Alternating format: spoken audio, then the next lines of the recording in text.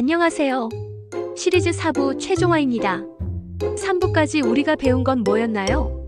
고양이가 왜 스크래칭을 하는지, 언제 어디서 하는지, 그리고 어떤 스크래처를 좋아하는지 완벽하게 알게 됐죠. 그런데 말입니다. 여기까지 따라와 주신 분들 중에 한 가지 불편한 마음을 가지신 분들이 있을 거예요. 스크래처도 좁고 배치도 맞게 했는데 우리 고양이는 자꾸만 가구를 긁어요. 소파를 완전히 형편없이 망쳤어요. 고양이 발톱 때문에 핥힘을 당해서 감염이 됐어요. 이런 상황에 처한 분들이라면 아마 이런 생각을 하셨을 거예요. 혹시 발톱을 제거해야 하나? 네일캡을 씌워주는 게 도움이 될까? 오늘 4부에서는 정말 불편한 진실들을 다룰 거예요. 그리고 제가 말씀드릴 내용들이 당신의 생각을 완전히 바꿀 수도 있습니다. 잠깐 영상을 계속 보기 전에 한 가지만 명심하세요. 지금부터 말씀드리는 내용은 동물병원에서 흔히 말해주지 않는 내용일 수도 있습니다. 일부 수의사들도 정확하게 설명해주지 않을 수도 있어요. 하지만 이건 팩트입니다. 우리 함께 직시해봅시다. 먼저 우리가 알아야 할 가장 기본적이면서도 가장 중요한 사실이 있습니다. 발톱 제거 수술이 뭐냐고요? 많은 사람들이 발톱을 제거하는 수술이라고 단순하게 생각합니다. 마치 네일살롱에서 매니큐어를 받는 것처럼요. 하지만 그건 완전히 다릅니다. 고양이의 발톱은 우리의 손톱과 다르게 뼈에 직접 붙어 있습니다. 그래서 발톱을 제거하려면 발톱이 붙어 있는 뼈까지 잘라야 합니다. 정확히 말하면 발가락의 첫째 마디 뼈를 절단해야 한다는 뜻이에요. 우리 인간으로 비유하면 어떤 느낌일까요? 손가락 끝 첫 번째 관절 부분을 완전히 절단하는 것과 같습니다. 상상해보세요. 우리가 손가락 끝부분을 자르면 어떻게 될까요? 평생 균형 감각 문제가 생길 거고 그 부위가 계속 아플 거고 심리적인 충격도 받을 거예요. 고양이도 정확히 그런 상태가 됩니다. 2019년 미국 뉴욕주는 역사적인 결정을 내렸습니다. 고양이 발톱 제거 수술을 법으로 금지했어요. 미국 주 단위에서는 처음이었습니다. 그리고 그 이후로 메릴랜드주, 매사추세츠주, 로드아일랜드주, 캘리포니아주 등 여러 주가 같은 결정을 내렸습니다. 왜 그들은 이런 결정을 했을까요? 발톱 제거 수술을 받은 고양이들의 스트레스 호르몬 수치가 정상 수치의 몇 배로 올라갑니다. 고양이는 원래 스트레스에 매우 민감한 동물이에요. 사소한 환경 변화에도 민감하게 반응합니다. 그런데 수술을 받고 나면 스트레스 호르몬이 급증한다는 것은 그 고통이 얼마나 극심한지를 보여주는 증거입니다. 수술 후 며칠 지나서 끝나는 게 아닙니다. 연구에 따르면 발톱 제거 수술 후 42일이 지난 뒤에도 고양이의 61%가 여전히 통증을 보였다고 합니다. 심각한 경우 평생 걷는 것이 불편한 고양이도 있어요. 발가락 뼈가 절단된 부위에 새로운 뼈가 비정상적으로 자라면서 고양이가 가는 길이 엉거주춤해지는 거죠. 발톱이 제거된 고양이들에게서 공통적으로 보이는 증상이 있습니다. 공격성이 증가합니다. 평소에 온순하던 고양이도 갑자기 공격적이 돼요. 자신을 방어할 수 있는 마지막 도구를 잃었으니까요. 그리고 배변 배뇨 문제도 생깁니다. 아무 장소에나 소변을 보거나 대변을 누는 거죠. 이건 심리적인 불안정 상태의 신호입니다. 심한 경우 고양이가 우울증에 빠지기도 합니다. 발톱이 없으면 고양이는 자신을 방어할 수 없습니다. 만약 발톱이 제거된 고양이가 실수로 외출했다면 그 고양이는 적절하게 도망치지도 저항하지도 못합니다. 다른 동물의 공격에 무방비 상태가 되는 거죠. 야생에서든 도시에서든 발톱 없는 고양이는 극도로 취약합니다. 뼈를 절단하는 과정에서 신경을 손상시킬 수 있어요. 그럼 신경마비 증상이 생깁니다. 또는 절단 부위에 감염이 생길 수도 있고요. 심지어 절단을 제대로 하지 못해서 뼈 조각이 남아있으면 그 부위가 계속 염증을 일으킵니다. 또한 수술 중에 출혈이 많거나 수술 후에 상처가 벌어질 수도 있어요. 이 모든 것들이 가능한 부작용입니다. 미국이 금지하기 시작한 이후 전 세계적으로 움직임이 일어났습니다. 영국, 스위스, 독일, 프랑스, 스웨덴, 노르웨이 등 유럽의 대부분 국가가 발톱 제거를 금지하고 있습니다. 이스라엘, 호주, 뉴질랜드도 금지했어요. 브라질, 일본도 금지했습니다. 한국은 아직 법으로 명시적으로 금지하고 있지는 않지만 많은 수의사들과 동물보호단체들이 반대하고 있습니다. 이게 뭘 의미할까요? 세계적으로 이 수술이 동물 학대라는 합의에 도달했다는 뜻입니다. 한 수의과 대학 교수의 말을 인용하자면 발톱 제거 수술을 고양이 발가락 절단 수술이라고 부르는 게 더 정확하다고 했어요. 여기까지 들으면 혹시 이런 생각을 하실까 봐요. 그럼 네일캡은 어때? 발톱 제거보다는 낫지 않을까? 네일캡이란 고양이 발톱에 씌우는 작은 플라스틱이나 실리콘 커버입니다. 본드처럼 생긴 접착제로 붙입니다. 발톱을 제거하는 것보다는 확실히 낫습니다. 수술 없이 가구 손상을 줄일 수 있거든요. 하지만 여기도 고민할 점들이 있어요. 먼저 장점부터 말씀드릴게요. 발톱을 제거하지 않습니다. 발톱 자체는 남아있어요. 그래서 신경과 뼈 손상이 없습니다. 일시적입니다. 4주에서 6주마다 자연스럽게 벗겨지고 새 것으로 교체하면 돼요. 가구 손상을 어느 정도 줄일 수 있습니다. 발톱의 끝이 뭉툭해져서 긁는 흠집이 줄어들거든요. 하지만 문제가 있어요. 첫째, 고양이가 느껴야 하는 감각을 제한합니다. 발톱에 뭔가 붙어 있다는 것 자체가 고양이에게는 불편함입니다. 고양이가 발톱을 사용할 때 느껴야 하는 미묘한 감각들이 차단돼요. 둘째, 벗겨질 위험이 있습니다. 고양이가 자꾸 뜯어내려고 합니다. 그리고 벗겨진 네일캡을 삼킬 수도 있어요. 이건 장폐색의 위험을 만듭니다. 셋째, 고양이가 스트레스를 받을 수 있습니다. 발톱에 이물질이 붙어 있다는 것 자체가 심리적 스트레스가 될 수 있습니다. 특히 예민한 고양이라면 더 그렇습니다. 넷째, 본드 성분의 안전성 문제입니다. 무독성이라고 광고하지만 모든 고양이가 그 본드 성분에 반응하지 않는다는 보장은 없어요. 그렇다면 네일캡이 정말 필요한 경우가 있을까요? 있습니다. 의료적 이유로 필요한 경우입니다. 예를 들어 피부 질환으로 고양이가 과도하게 긁어서 상처가 나거나 감염이 되는 경우 단기적으로 네일캡을 사용할 수 있습니다. 또는 수술 후 봉합 부위를 보호해야 할 때도 단기적으로 사용할 수 있어요. 하지만 단순히 가구 보호 목적으로 장기간 사용하는 건 고양이 입장에서는 불편함과 스트레스만 늘어난다는 뜻입니다. 여기까지 들으면서 분명 이런 생각을 하셨을 거예요. 그럼 정말 힘들 때는 어떻게 해? 소파가 형편없고 고양이가 계속 긁고 우리도 할킴 때문에 고생하고 정말 그럴 때는 어떻게 해야 할까요?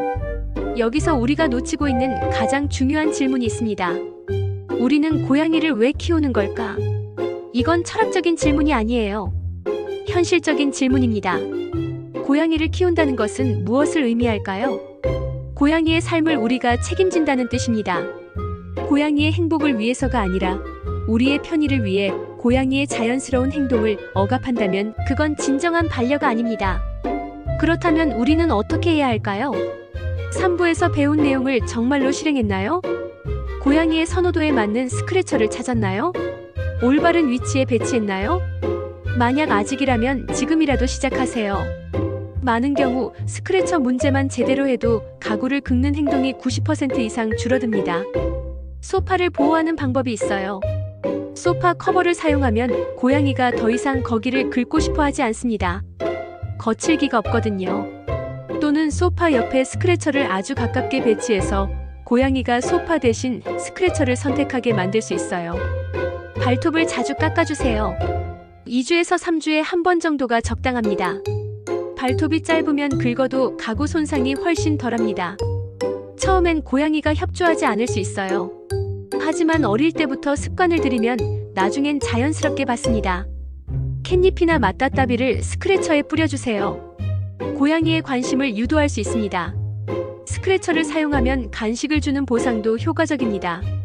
혹시 고양이의 스트레스는 없나요? 가구를 긁는 행동이 증가하는 경우 종종 스트레스 신호입니다. 고양이가 충분히 놀 수 있는 장난감이 있나요? 창가에서 햇빛을 받으며 쉴 수 있는 공간이 있나요?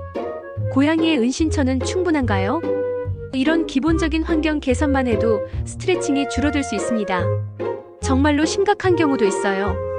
예를 들어 고양이가 피부 질환으로 끊임없이 긁어서 상처가 나는 경우 또는 고양이와 보호자 사이에 안전 문제가 생기는 경우입니다. 이런 경우엔 수의사와 충분히 상담해야 합니다. 하지만 그 과정에서도 첫 번째로 고려해야 할 건 고양이의 행복입니다. 가구가 아니라요.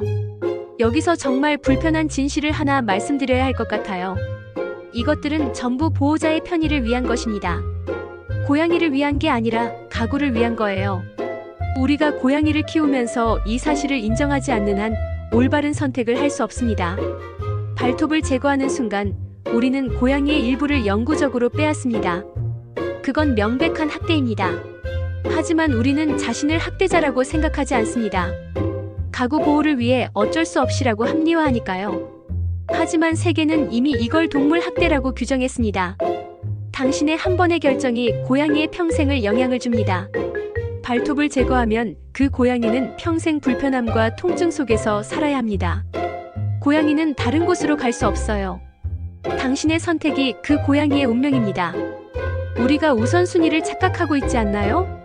소파는 헝걸버리고 새로 살 수 있습니다. 하지만 고양이의 발톱과 건강은 다시 돌아오지 않습니다.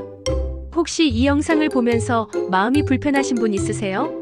내가 잘못된 선택을 했나? 라고 생각하시는 분 있으세요? 그렇다 하더라도 괜찮습니다. 지금부터라도 달라질 수 있으니까요. 당신의 고양이를 정말로 사랑한다면 지금부터 할 수 있는 것들이 있습니다. 발톱 제거나 네일캡이 고양이를 위한 것이 아니라는 걸 인정하세요. 그리고 앞으로는 고양이 입장에서 생각하세요. 3부에서 배운 내용을 다시 봐보세요. 우리 고양이가 정말 원하는 스크래처가 뭔지 찾으세요. 배치가 정말 맞는지 확인하세요.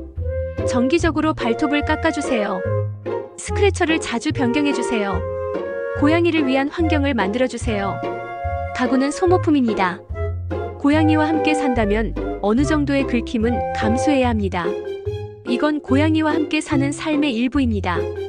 전 세계의 동물병원, 동물보호단체, 수의과 대학 교수들이 뭐라고 말할까요? 고양이 발톱 제거 수술은 동물 학대다.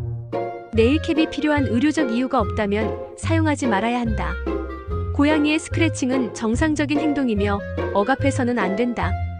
보호자는 고양이와 함께 사는 방법을 배워야 한다. 이건 우리의 의견이 아니라 전문가들의 합의입니다. 마지막으로 정말 중요한 질문을 하나 드릴게요. 혹시 나중에 후회하고 싶으세요?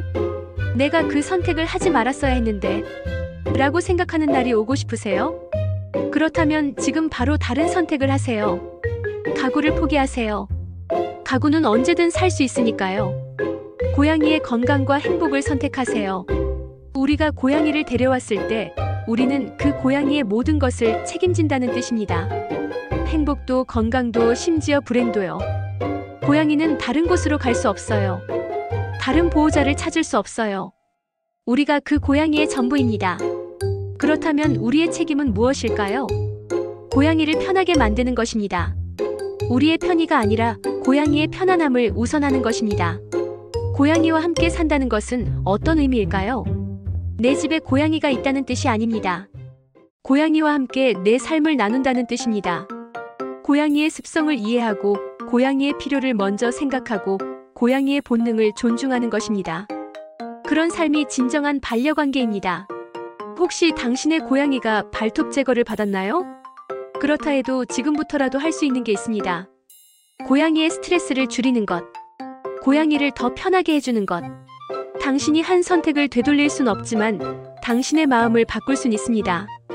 그리고 다음번에 고양이를 키운다면 더 나은 선택을 할 수 있습니다. 자, 정리해봅시다. 1화는 고양이 스크래칭이 정말 필요한 이유.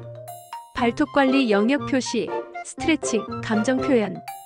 2화는 시간과 장소로 읽는 고양이의 마음. 새벽 스크래칭, 식후 스크래칭, 기상 후 스크래칭. 장소별 의미, 스트레스 신호. 3화는 올바른 스크래처 선택과 배치. 재질별 특징, 형태별 선택, 배치의 황금 법칙. 가격이 전부가 아니라는 진실. 4화는 발톱 제거와 네일캡, 그리고 올바른 반려 윤리. 발톱 제거 수술의 진실. 네일캡의 장단점. 진정한 공존의 의미. 지금 이 순간 당신이 할 수 있는 것들이 있습니다. 1. 이 영상을 당신의 지인들과 공유하세요. 많은 사람들이 아직 진실을 모르고 있습니다. 2. 당신의 고양이를 다시 보세요. 그 고양이가 정말 필요한 게 뭔지 생각해보세요. 3. 스크래처 재검토를 시작하세요. 3부의 내용을 다시 한번 참고하면서요. 4. 정기적으로 발톱을 깎아주세요. 이건 가장 쉬운 첫 번째 단계입니다. 5. 당신의 반려 방식을 바꾸세요. 가구보다 고양이를 우선하세요. 우리 고양이들은 말을 할 수 없습니다. 아파요, 외로워요, 이게 싫어요라고 말할 수 없어요. 그래서 우리는 더 주의 깊게 관찰해야 합니다. 그리고 더 책임감 있게 선택해야 합니다. 당신의 한 번의 결정이 고양이의 평생을 바꿀 수 있다는 걸 항상 기억하세요. 사부작 고양이 스크래칭의 모든 것이 여기서 끝입니다. 긴 여정을 함께 해주셔서 감사합니다. 당신이 이 영상들을 보면서 무엇을 느꼈든 그것이 정답입니다. 혹시 불편함을 느꼈다면 그건 당신의 고양이를 사랑하는 마음이 남아있다는 증거입니다. 그 불편함을 무시하지 마세요. 그걸 따라가세요.